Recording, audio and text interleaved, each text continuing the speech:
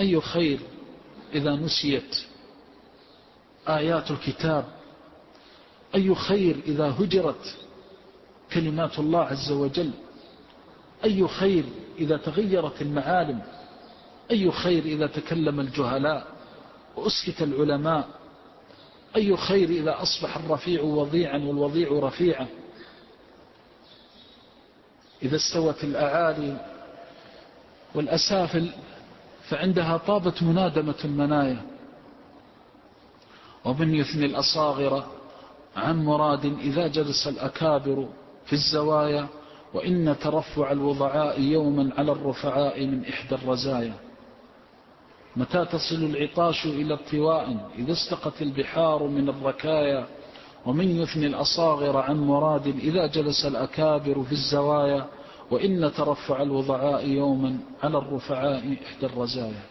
لا شك أن رزية عظيمة، رزية الدين، حينما ترى الإنسان يعجز عن تعليم ابنه سنة من سنن النبي صلى الله عليه وسلم. يأتي يقول للولد يا بني افعل كذا وكذا، فإذا بالزوجة تقول له عقدت الولد، أنت تريد أن تعقد الولد. فإذا جاء إلى أخيه وصديقه وابن عمه وقريبه وقال له إن ارفع ثوبك فإنه أتقى لربك وأنقى لثوبك، قال أنت جامد، أنت متخلف، أنت كذا وكذا. عندها تجمع على الإسلام بحرقة، تجمع على سنة النبي صلى الله عليه وسلم وهديه.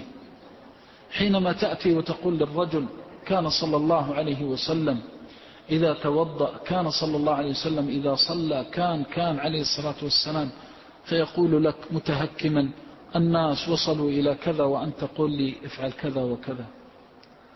عندها تتألم.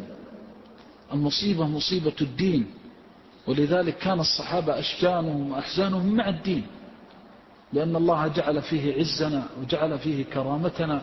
ونحن لا نقول هذا تشفيا، ولكن نقوله إيقاظا للهمم. عليك أن تستيقظ همتك في دين الله، وكن على يقين أن الله معك بقدر ما كنت مع دينه وشرعه. وقال الله وبعثنا منهم 12 نقيبا وقال الله إني معكم لئن أقمتم الصلاة وآتيتم الزكاة وآمنتم برسلي وعزرتموهم وأقرضتم الله قرضا حسنا لأكفرن عنكم سيئاتكم. هذه النعم والمنح الإلهية بقدر ما تعتز من دينك.